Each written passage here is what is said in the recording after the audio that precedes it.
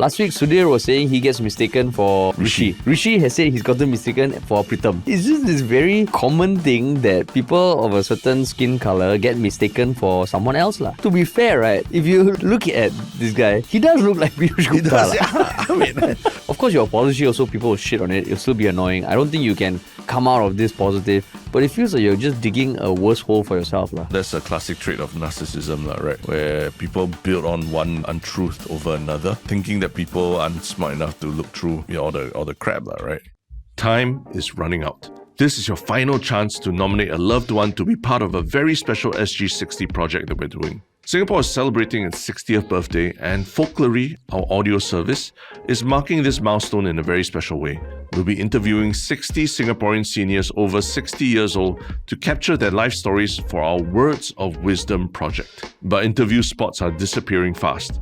Your parent, grandparent, or that wise uncle could miss their place in history if you don't act now. Here's the best part. It's a heartfelt one-on-one interview done remotely. No travel, just their life story recorded from home. Nominate them right now at the link in the show notes. And don't forget, the first interviews are already live. Hear them now at the same link. But hurry, we're closing nominations soon. And now, on to the podcast. What's up, everybody? Welcome to another episode of Yala, your thrice weekly podcast where we talk about the hottest news with a touch of what, Terence? Good old humor. Good old humor, man. Yeah. How was your weekend, Terence? It was eventful. I mean, it's part of the reason why we are doing this podcast semi-remotely. Yeah. You're in the studio, but I'm stuck at home, right? Yeah, and why is that, Terence? Because I'm taking my talents to another podcast, and no lah. Yeah. I had a very eventful weekend, like I said. I had a really bad sprain on my ankle, and that has made me pretty much like bedridden. So the only way to, live up to 3 episodes a week is for us to do it remotely like that. Yeah, that's the commitment we make to everyone, right? As we speak now, your ankle is probably throbbing, right? It is. Yeah. It's throbbing. I don't know if you remember, there was once behind the scenes of like Tom Cruise completing, he was trying to do a stunt for the last Mission Impossible. Yeah. And he ran and jumped off a ceiling, and then he landed on his ankle, and then he like a roof? Yeah, a rooftop lah. He jumped from one rooftop to another, right? And got injured after that. Yeah, mine was nothing like that. It wasn't so dramatic. I was walking in a car park, and there was a stone where the slab was higher than the ground, and I just stepped on the edge of that slab, and then there went my ankle. For Tom Cruise, the story is that he still got up and walked off, and he told his team immediately after that, I'm done. Like, we need to take a break, But did you carry on with your day or not when that happened? No, I carried on my day, and even today I came to my team. And I said, no, we can't stop. We got to carry on recording. So, that's why I'm still here. You one up Tom Cruise, yeah, I'm more Mission Impossible than Tom Cruise himself.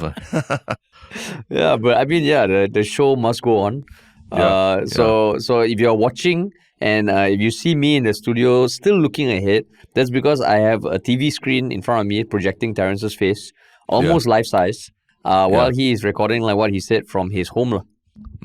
But that's the commitment, That's the commitment that Yalla Bud has to everyone. We don't let distance or injury or illness prevent us from doing what we do. Yeah, and we've been doing that for 5 years already, right? Yeah, unless we can't talk or something, But as far as possible, bedridden or not, we will still bring you the news. Correct. Yeah, cool, man. But especially when the news is exciting. But how was your weekend, man? My weekend was, I think, last towards the second half of the week, I did go to Bird Paradise with my wife and child. I understand that partially you all went because you all were hoping to meet Lady Gaga there on her off day, between the concerts or something. Yeah, kind of how, people are meeting people in the most random places all this day and age, right? In Bali, we were taking Birds of Paradise. I don't think Lady Gaga would have gone to Bird Paradise. What Birds of Paradise? Bird Paradise. Yeah. We went on a weekday because we wanted to avoid the crowd. And that was your first time there, How was it? Yeah. I think the park is. I really enjoyed it. I think as a family we also really enjoyed it. It was nice that the crowds were not there. But just selfishly, I think the park is great for birds. But for visitors, right, it is a lot less dense than what I remember Jurong Bird Park to be. Where it was enclosure, and you can see all sorts of birds. You can see ostriches and all. Like the bird paradise, it feels a lot more better for the birds because it feels like they can actually fly around. Yeah. But to the visitor, it's less of a zoo lah. Yeah, It's which I guess it's a habitat lah. It's a habitat. it's a Not really a habitat. It's a zoo. habitat. Yeah. Yeah. Because I remember going to Jurong Bird Park when I was younger, and literally you move from enclosure to enclosure, lah, right? And you can walk a short distance and see like all these different types of birds, which I mean is great visually, but it's not the most sustainable, lah. So this one, it almost feels like a bird safari in some way, lah. Because like if anyone hasn't been there, there's areas like this aviary, which is just like a huge area that has a whole net around it. And when you go there, you just see the birds flying around, coming up on the railing next to you. Some of the instructions are like, okay, if a bird lands on your shoulder, do not touch it. Just nudge it or like guide it towards the railing so it can jump off. Which is insane, lah. Yeah, but I mean that's what makes it unique, right? Like compared to anywhere else in the world. That's why I wouldn't be surprised if like like Lady Gaga or other tourists drop by the place. Oh, you mean it's like kind of like an anomaly amongst bird parks around the world, is it? I mean, I'm not a bird park expert, but I've been to my fair share of zoos around the world. US, Japan, Korea, and all. And our zoo is quite an anomaly compared to the others, lah. So when you say zoo, you mean even like the bird paradise included, lah? I haven't watched the CNA documentary. Yeah, in fact, the bird paradise is a level above, right? It's really quite something when you think about like a giant habitat where birds can fly around and still interact with humans. But not feel like your favorite enclosure lah, enclosed lah, Correct. You're not enclosed. You love your birds to be enclosed lah.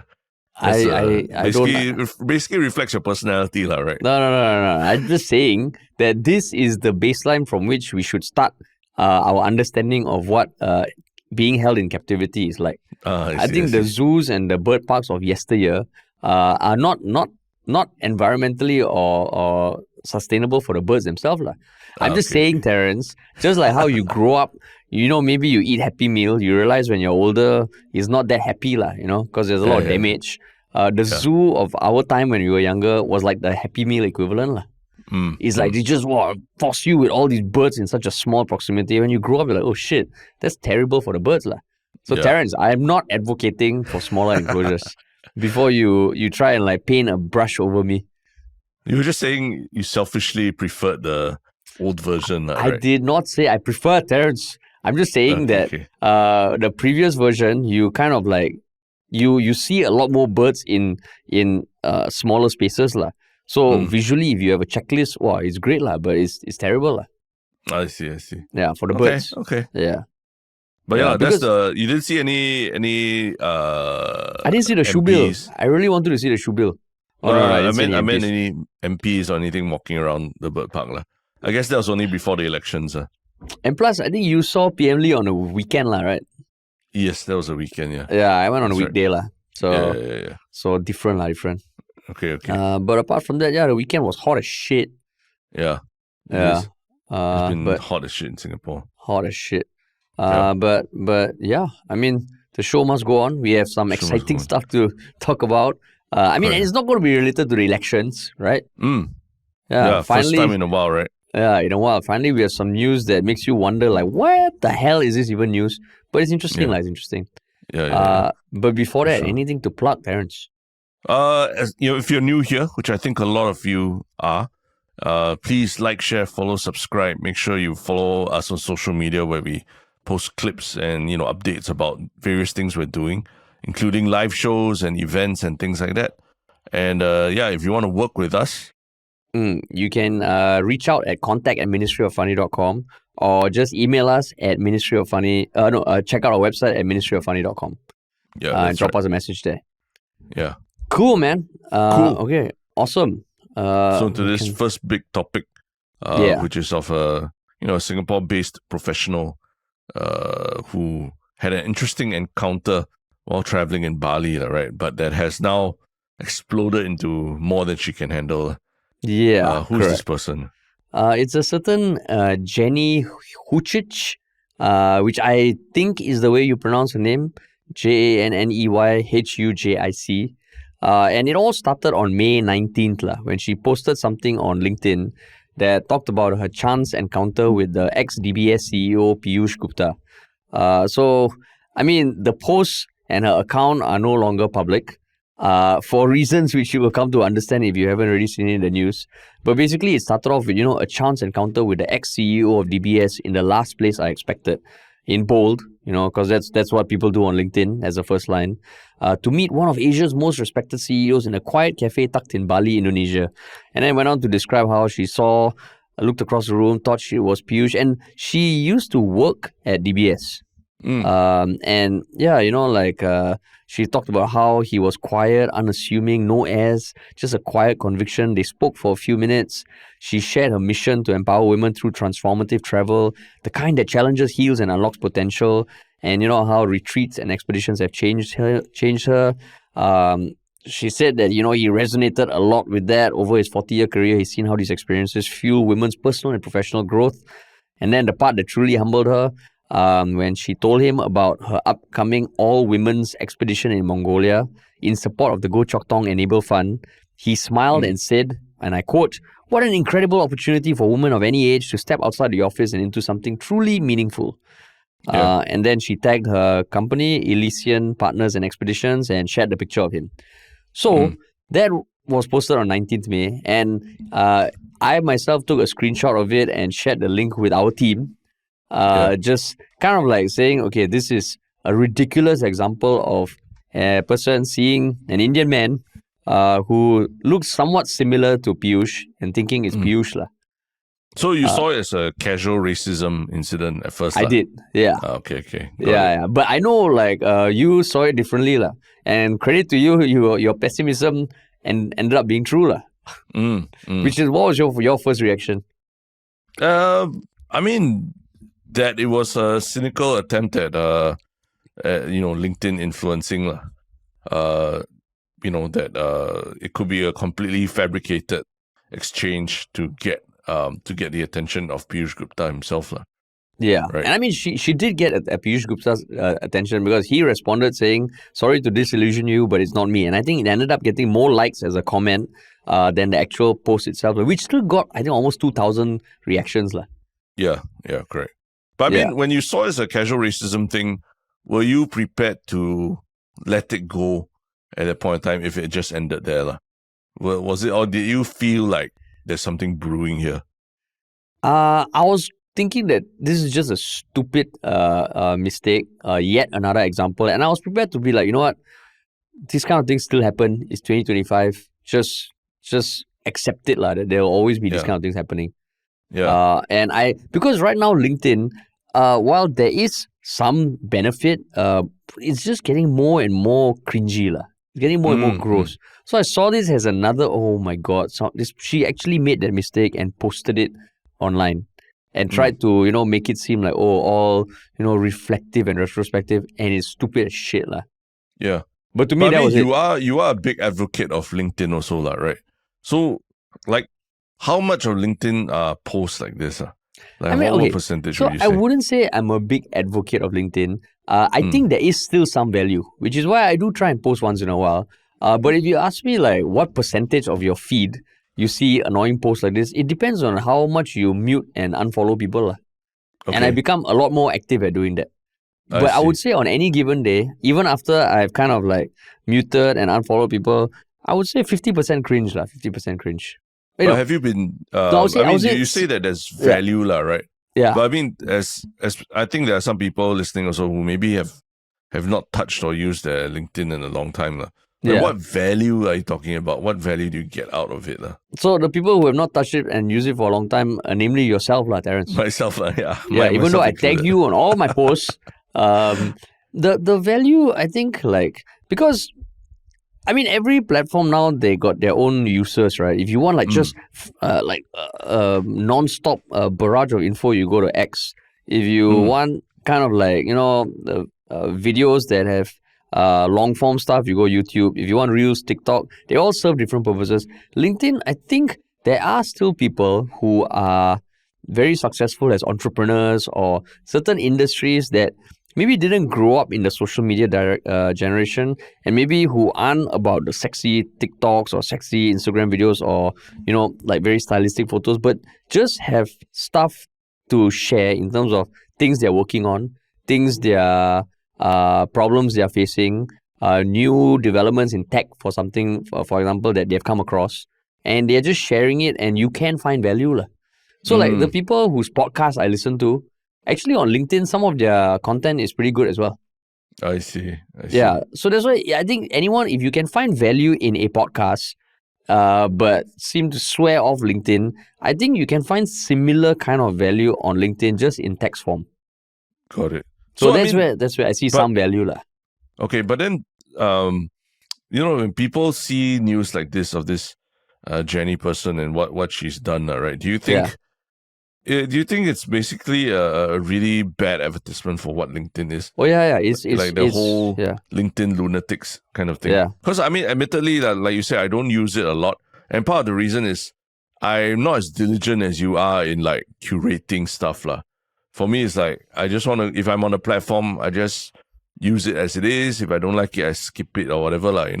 But like having to go and click on something and mute it and all that, then it kind of like, to me, it's almost like, then why even bother with the experience if the algorithm is so bad at it, or if everyone is engaging such bad behavior on it lah. Yeah. So like, I mean, this Jenny thing, I don't know if it might be an even bigger turnoff for people to use LinkedIn. Yeah, it's terrible. I think some comments were being used is like peak LinkedIn, or like just peak shit lah, peak shit on LinkedIn. I mean, I will say that one reason why I use it also is cause for work lah.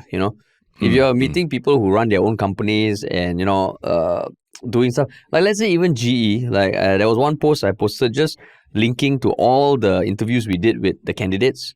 I mean, I think that was quite well received. I think you're very proud. You're very proud of the thing. Fucking proud of the number of likes, impressions, and all. No, like let's say even when we went public with the story of being screwed over by that company that liquidated, right? Yeah. Just sharing the articles that were written about us on LinkedIn, it attracted a different kind of audience. Some of whom we ended up working with. Yeah. I mean, I kind of see that. I think someone who not too long ago we introduced LinkedIn to him as well was saying that basically LinkedIn is what Facebook felt like maybe about 10 years ago, right? When basically everyone was joining Facebook and you're starting to see people post a lot more on Facebook, not just poking people or just random pictures of different nights. So they're really crafting their profile on Facebook back then. And now, because Facebook has become this cesspool of misinformation and, just terrible clickbaity stuff, right? So LinkedIn now is the place where people have gone to do that. And they've basically taken their talents and migrated from Facebook to LinkedIn. Yeah. So I do remember that era of Facebook when there was value, in being on Facebook, on sharing stuff on Facebook. In fact, I got most of my news from Facebook at one point of time as well. Not anymore. And I'm guessing maybe that's where LinkedIn is. You get a lot of news and updates about professional developments of people as well. Yeah, correct. But it's just like how Facebook started becoming cringe, LinkedIn is already there lah. So this is damn annoying. And I mean, it didn't end there, right? It didn't end there. Because 19th May, she posted, I think as soon as like the day after, the gentleman who was tagged and said to be Piyush Gupta, he posted on LinkedIn and kind of clarified that, it's not him. He almost, he didn't give permission. I mean, he told her that he was not Piyush Gupta. He still spoke to her. He's actually a Singaporean guy who's been based in Bali for 25 years. And he said she did mention that, she used to work at DBS and sending this picture would just be to a few friends, but he did not give her any permission to make it public. And he said, I'm not going to call her because I didn't do anything wrong. If anything, she should call me. So, I mean, he clarified. And that happened like a few days later. Then there was another update on 22nd May. Someone posted on Jenny Huchit's account apparently from her team, said that she will be away till 25th May as she's on an expedition in Vietnam and there is no internet there. Then she responded on 25th May explaining that it was actually a social media manager who put up the post on LinkedIn about meeting Piyush Gupta in Bali and demanded $5,000 to remove it. Yeah. And in an interview with 8 World News, actually, what 8 World News is just a MediaCorp publication in Chinese, is it? I believe so. Yeah. Yeah. So she shared screenshots of the chat and basically said she was held at ransom lah. Because the social media manager was trying to blackmail her. Yeah. And some of the messages was like, post has over 6K engagement, pay me 5K SGD and I take down. Profile now is down. I change access and all. When I get paid, I give you back access. So basically, kind of like absolving her of responsibility lah. That's right. And then SG Enable, which is a community fund that helps persons with disabilities, saying that her company is actually not authorized to raise funds for the Goh Chok Tong Enable Fund. And that the GCTEF logo on the Elysian Expeditions website was also used without permission lah. Yeah. So very damning. Yeah. So that's where we're at lah. Yeah. But I mean, the whole thing has like really a lot of twists and turns, right? From what we just saw as like merely just a casual racism incident has turned into something that even like the institutions like SG Enable have to come out and unveil that there might be some at the very least some mistakes, if not wrongdoing, in what she's been advertising, right? Yeah. But overall, like, okay, I mean, because it just keeps snowballing into something bigger and bigger, right? At first I thought, okay, there's an instance where she thought it might help her go viral by just pretending she met Mr. Piyush Gupta, or even just as a joke, right?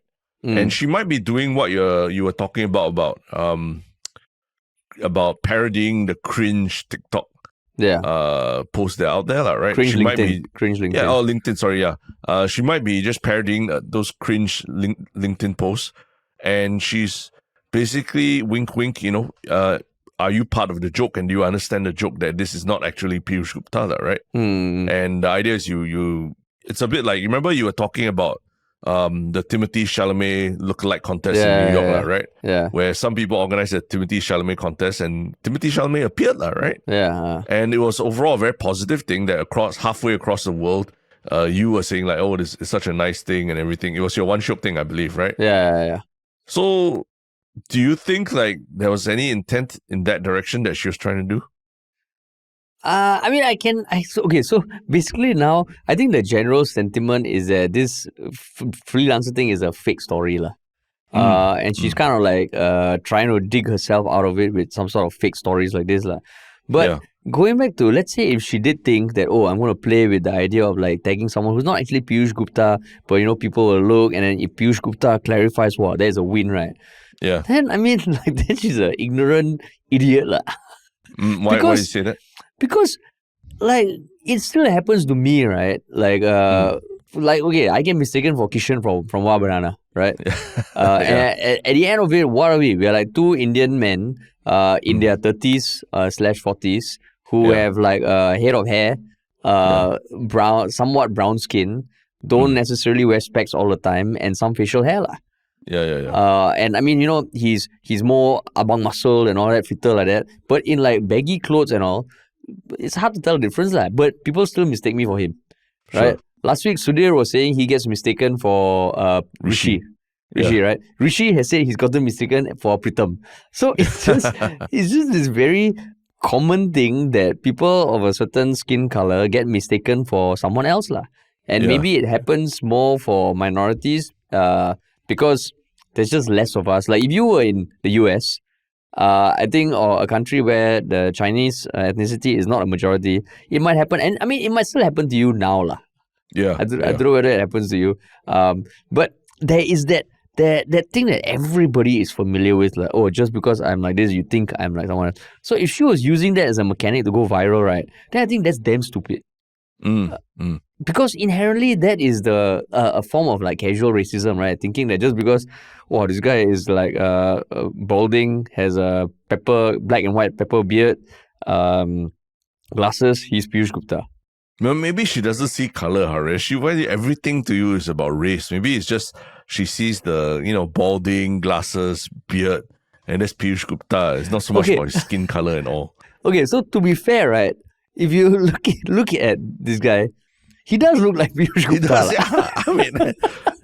I mean, you also can't fully deny that he doesn't have at least some resemblance to him, right? Yeah, I mean, he really looks like Piyush Gupta. But the thing is, he posted that he told her that he's not Piyush Gupta. Correct. Right? Correct. So if she just took a picture from, maybe he was speaking at an event or something. Like if he was just eating at a cafe and she took a picture and said, hey, I saw Piyush Gupta eating at a cafe, that's also fucked up. Yeah. But if he was talking at a public event, took a photo and said, oh, that's Piyush Gupta, then you can say it's a stupid mistake, but at least it's an honest mistake. In this case, if he told her that, I mean, okay, think about it. Would you, let's say, who is one person you've gotten mistaken for? Mistaken for Jolo, I suppose. When? No, I think in general, like people, there's that, slightly rotund Chinese person, small eyes, went to pen. That's a Jolo look, right? So in what instance when someone come up to you and say, hey, bro, are you Jolo? Would you kind of play along with it? Is there any instance? When I guess if they told me it was as a joke, for inside joke for the NBA friends or something like that, then maybe you could fly. But that's where I was asking in the sense that I think, if she was playing it as a joke, right? Like this whole thing. I think the big problem is that we don't know who the butt of the joke is, right? Is she making fun of Piyush Gupta? Is she making fun of people who are naive enough to think that was actually Piyush Gupta or something? The problem is that if that was meant as the joke, right, it's just not a very clear joke. Because, I mean, we're not saying that you can't do imitation as a form of humor, right? You remember, I think one of our favorite ever pranks ever done was the Ryan Gosling, fake Ryan Gosling prank that was done by a couple of German comedians, I think. Yeah. And the beauty of that was that they were going to insert a fake Ryan Gosling into a awards show event for Hollywood in Germany, right? And the hypothesis was that because this awards show give out awards to everybody, they mean nothing. So we're going to insert a fake Ryan Gosling and prove that we even just by going there, he can receive an award as well. So it was very clear who they were trying to make fun of. They were trying to make a mockery of the whole, glammed up Hollywood awards festival circuit, right? So it's very clear who the imitation was trying to make fun of. But the thing is that this one, even if she meant it as a joke, even if you look past the casual racism thing, you don't know. I don't get what she's trying to make fun of, even if it's with her own group of friends and all that, right? So I think that's where, it's very hard to give her the benefit of a doubt, even when it comes to she meant it as something lighthearted for her friends and all that, right? So, okay, so let's say if she was just sending it to a friend WhatsApp group, and no one else, all maybe kind of know Piyush Gupta, is there anything wrong there? So I mean, it'll be less wrong, I would say, right? Less wrong, because it's a small, close circle of friends and a bit like Andre Lo's Telegram messages that, he says a lot of angry things, but he's not actually like that angry about everything, right? And I feel like the other really egregious part of her post was kind of talking up the fundraising thing that she was doing, and almost making it look like Piyush Gupta was like approving what she was doing for her fundraising thing, which I think is the other kind of cringe part of it. And then going from cringe to almost wrongdoing when you find out that actually she has no links to this SG Enable, this Go Chok Tong Enable fund that she's talking about. Yeah. So I think maybe it's because in that case, then this guy Kumar is just a prop, Exactly. Yeah. Right. But let's say Terence, I was in Bali and I saw this one guy who really looks like you, Okay. Okay, and I said, hey, like I took a break from Jalabat, but I still see Terence with me, and I sent it to our team group. Yeah. How would you feel? Would you feel like, hey, fuck, I just don't think like any rotund Chinese guy is me? Yeah. Would you No, feel that? it's casual. It's casual racism, lah. But at least it's within a circle, a safe space, lah. A circle that you're familiar with, lah. Right? Uh, Yeah. So that I think generally still gets a pass, lah. so that would still check off the casual racism part, but Yeah. it is like on a level. Let's say there's level 1 stupidity, lah. Correct. Yeah, Level 2 would be if I sent it to a group that you are not part of. correct. Yeah. Because then I'm just making fun of this prop. Because, like, let's say in that first case, I could actually show the guy in Bali, hey, this is one of my best friends. He looks like you. Can I just take a picture of you and say I met him? So everyone's in on it. But if you were not in the group and I just sent that picture of him to another group and say, hey, look, I met Terrence in Bali. That one I think is level 2, lah. Because it's level 2. but level 3 is posting public, lah. Then level 4 is using it to play up something that you're doing, lah. Correct. And I believe some netizens or people on the internet also pulled up her responses to some of her comments on the post, right? Unfortunately, her post has been taken down since. Yeah. But there were comments on the post where they were sort of like guessing, oh, wow, is this like a kind of like a 4D chess move to market something, or is it an honest mistake, lah? And I think she replied kind of like insinuating that it might have been a little bit of both, right? So that's where there was a bit of like, oh, this feels like it's not just an honest mistake, lah, so to speak. Yeah, because she even responded to Piyush's comment saying that, oh, but he said all the right things and all that, which is why Kumar himself said some people were, of course, showing racism towards him using the KLK word, but also some people were claiming that he was trying to bed her. Because, I mean, I'm guessing they thought that, oh, why else would someone play along and say you're Piyush Gupta? But that also is damn ridiculous. I mean, I guess we subscribe to the fact that just because he's very, very rich, that every woman wants to sleep with him or something.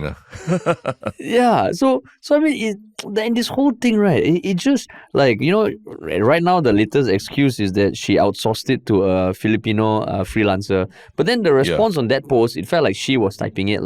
So then it's almost like, what is... And also there was another Instagram story that I saw a screenshot online where she said, oh, I'm going off social media, so ciao bitches. I don't know if you saw that. No, there was an Instagram story while she was away. So then you look at it, you're like, okay, this it's hard to believe that this is true. And I'm surprised that she's just digging in deeper into this and trying to save herself. Yeah. The whole...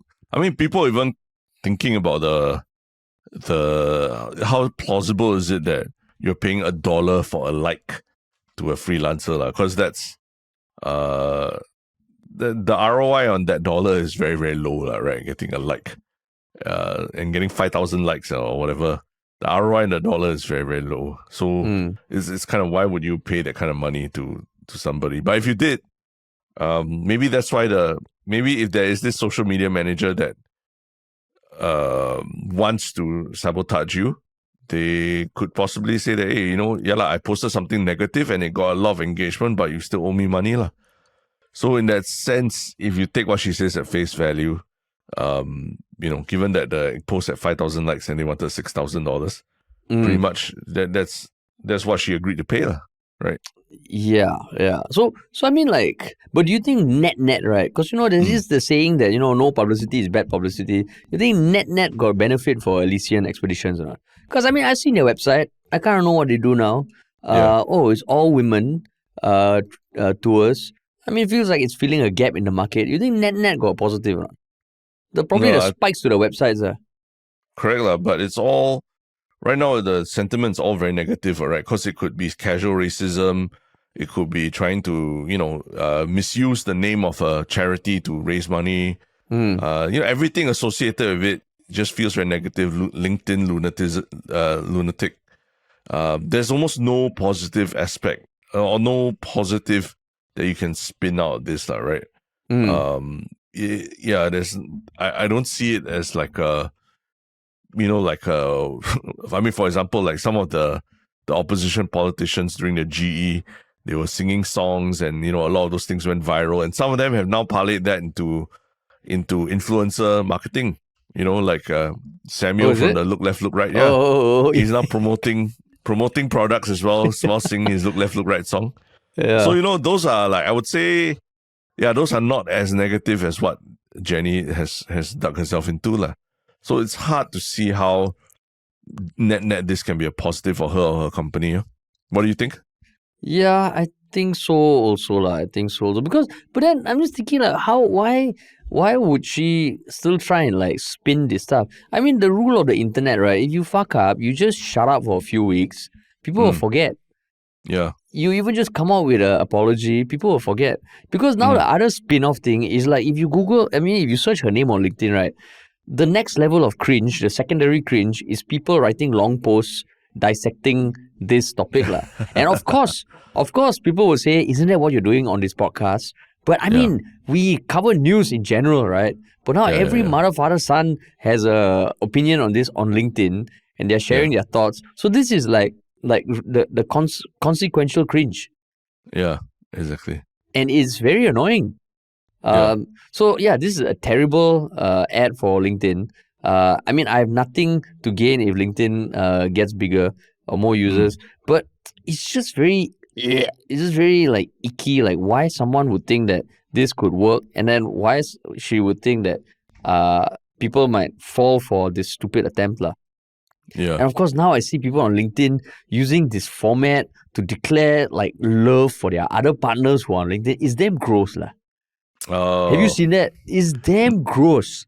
No, I'm not on LinkedIn. I wouldn't have seen it. Yeah. Okay, I'm going to forward you these things. It's like, chance encounter with the love of my life, the CEO of this other company at a Bali retreat. Then there's a picture of them in Bali like 10 years ago, and it's like, and they reply in the comments like, "Oh my god, wow, it's ridiculously cringe. Like it's the kind of shit on LinkedIn which really turns people off, myself included, lah.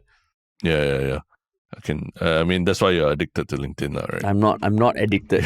I mean, if I'm addicted, it's like a drug addiction, like like you know it's bad for you, but you kind of do it. And I will say I do it for work, Terence. Yeah, of course. There is some net benefit, but holy shit, it's gross.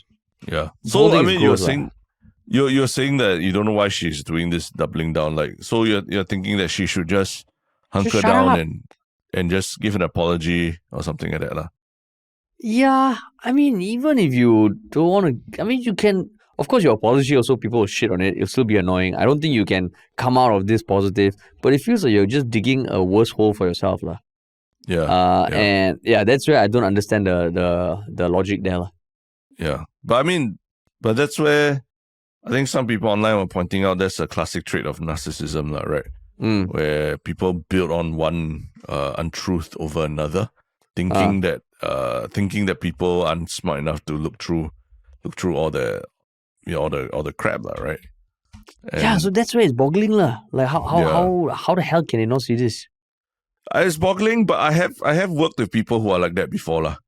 Where it's just piling on one lie after another, and thinking that they're very smart at weaving together intricate stories and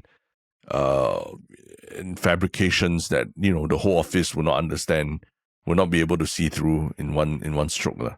So I can totally see someone trying their luck to do something like that, and obviously not doing it very well, right? In this day and age. Yeah, it's I mean, that's where I mean, maybe every once in a while, Terence, just go on LinkedIn, just scroll for like 5-10 minutes and get a feel of it.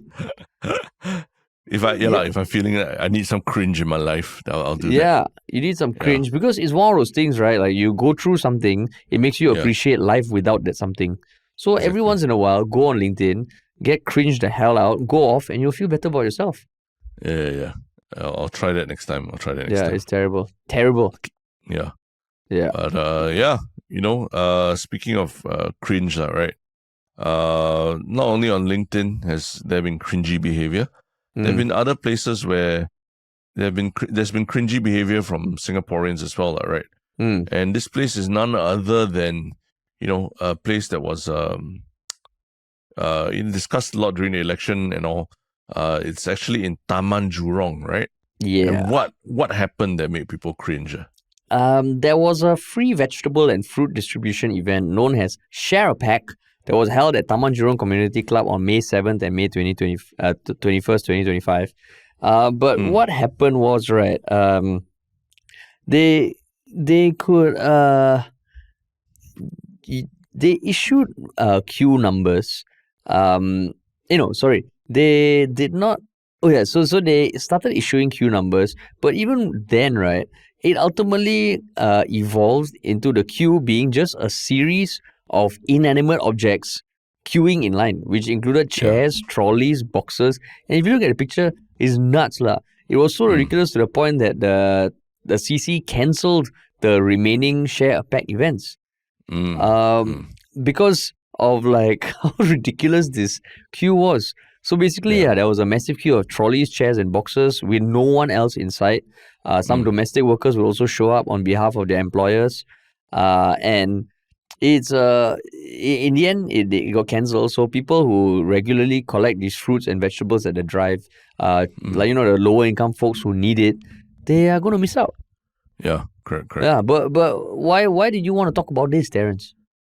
I mean, just we had Jeremy Tan in our podcast recently, right? Yeah. And I think he talked a little bit about what he calls retail politics, right?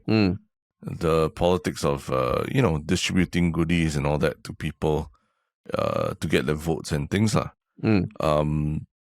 and what kind of I guess this is it kind of shows that what kind of behavior that engenders as well, right? Although there might be nothing political about this, giving out free fruits and vegetables, but I think because of how rare it is or something, people have become like, well, they really treat it like it's something that they really need to fight for. Because you just reading what the situation was, people were queuing up as early as 4 a.m.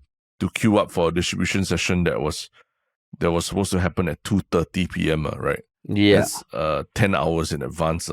Yeah. And just generally very super kiasu behavior that and now because they've realized that people are trying to game the system, it appears that they have cancelled the event. So people can't have nice things because of the behavior of some, right?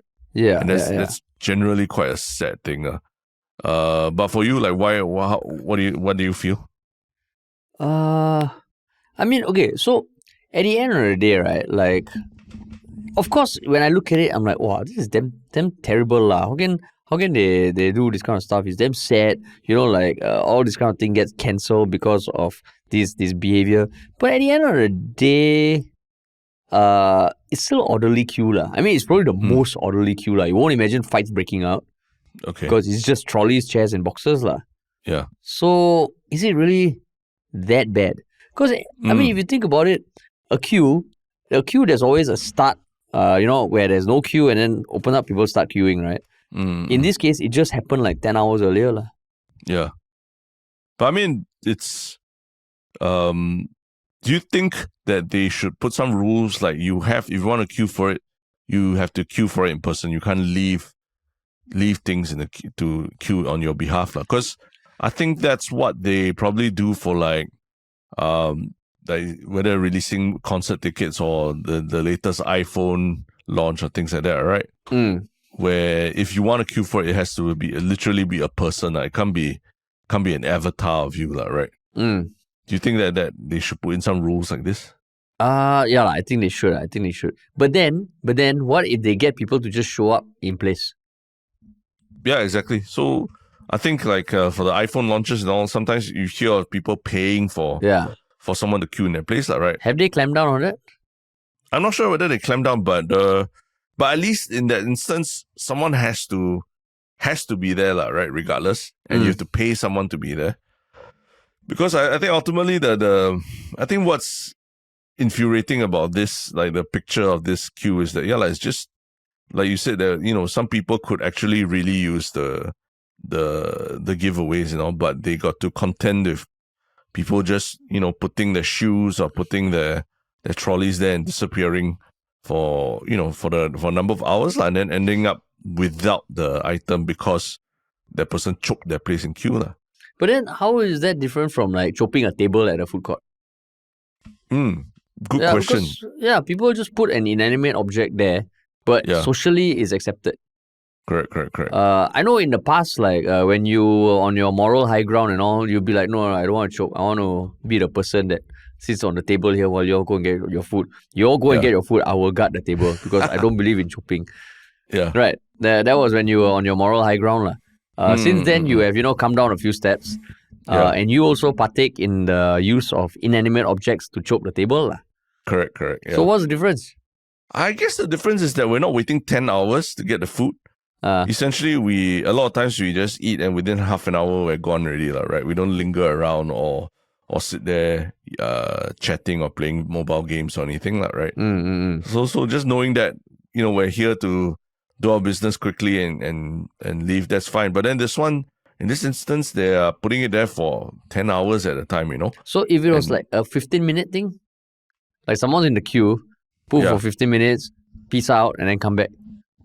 I think it's hard to track. That's why maybe they should just make it like, if you're not there in person, like sometimes you go to a restaurant, you take a queue number, but if your whole party is not there altogether, you're not allowed to be seated, right? Yeah. So in the same way, they could be that, even if you come and choke or something, if you're not there, the person behind you can basically jump the queue. Because, that's true. Like, there are a lot of instances where we take a queue number, right? Be it restaurants. And even outside of restaurants, you want to go to a telco or even polyclinic. You go polyclinic, you take a number, right?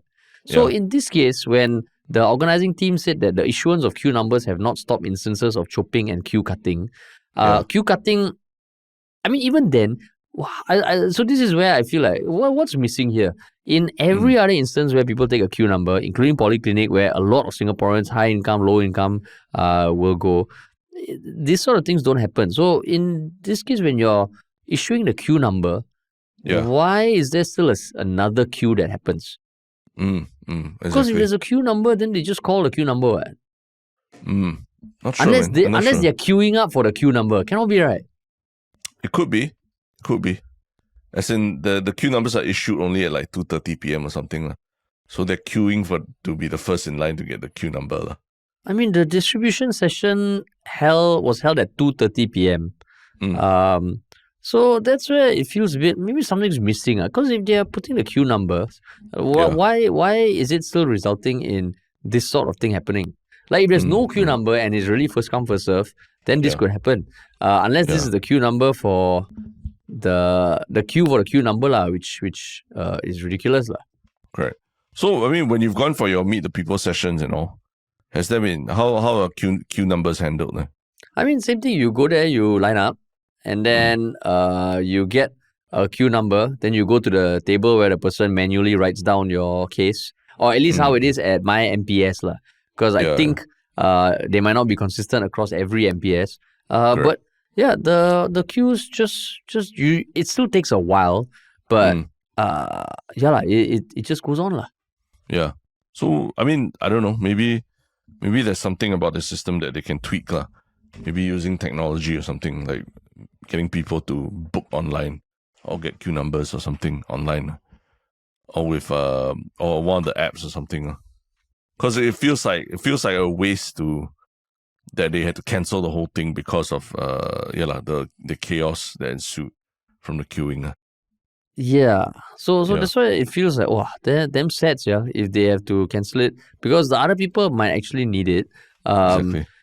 And that feels like this is solvable, because in a case where, let's say, someone wanted to queue up, but they also, over the day before, they walked in a car park, didn't see a stone, tripped over, sprained their ankle, then it's going to be tough for them to stand there, right? That's true. Yeah, it's right. true. So sometimes shit does happen, but this one, it feels like, I don't know, man. Like, I don't know the true circumstance that leads to this. Because if there's a queue ticket number, how come people are still queuing up? Yeah, it is. It's a bit strange. Yeah, it's a bit strange, but it's. I guess we're both in agreement that sort of behavior, it's different. It's different from just chopping a table. Correct, it's very different. Yeah. I think it's very different, especially when they're talking about giving out free stuff or so, right? Yeah. There are some people who obviously need it more, and there are some who really don't need it as much. So it's a bit different. Yeah, a bit different. But yeah. That's That's the new Singapore now that the government has been formed. These are the kind of problems they have to solve. Yeah, they got 60 months to solve this. 60 months to solve this, correct? Ask yourself in 60 months, do people still queue up for this? Yeah. Yeah. But cool. So Cool, what man. is your one Shiok comment as well? My one Shiok comment was, wait, let me try and find it. Let me pull it I up. have mine. Let me go first, yeah? Yeah, okay. Mine is from Ruth Lam 2644 on YouTube on a last episode about the PM Wong unveiling his cabinet. Ruth Lam said, I chanced upon Yellow Butt podcast and was drawn to the intro. What's up, Terrence? I mean, it says, they spell it as but I mean, it's actually supposed to be but. So original and fun. I've gained a lot of knowledge from your conversations and also from your high quality guests. I like the one Shiok Thing segment. That's like a refreshing dessert at the end of a fulfilling meal. Last but not least, I love your sniggers too. It always makes my heart laugh with you too. So yeah, Your nice sniggers. comment. Yeah, your sniggers. That's right. Okay. The sniggers. Yeah. Oh, shit, I can't find my original one. So thanks to Ruth Lam for that very nice comment, and we'll keep doing it on YouTube. And what is your one Shiok comment, Harsh? Oh, my one Shiok comment is there's someone who just posted on our Reddit create Thai username and it was a picture of them listening to Yalabat with the title listening to the latest Yalabat episode before I fly out. Perfect playlist for a long flight. And then a few people commented, I sometimes download and listen on the plane. And then Yalabat has been great for running for me. Picked up running last year and always stopped after 2 to 3 kilometers because I was genuinely bored. After listening to Yalabat late last year, my running distances has gone up to 5 to 8 kilometers. Wow. Yeah, that's awesome. So anyone who wishes that we do shorter podcasts, how? Like, we are helping people run. We helped people run a few weeks ago for the elections. Now we're helping people literally run. So literally. So that was my one Shiok comment. What about your one Shiok thing, man? My one Shiok thing is, I guess, Singapore's still reeling from Lady Gaga fever. So just as to cap it all off, my one Shiok thing is a live stream recording of Lady Gaga's performance at Coachella 2025, where she performed Poker Face. So I think, to me, that was really the highlight of watching a concert, the whole Poker Face segment, when there's just something special about what they did, where you could watch the performance, from the side, from above, or, close up with the cameras. And there was always something to look at. That's where I felt like, she's really a great performer. And I think this Coachella performance was probably one of the most high quality recordings you can find of that particular recording or performance of that song, Poker Face. How long? And it was just that one song, is it? It was with the crazy costume, right? Yeah, everything. She had a full concert at Coachella, earlier full this concert.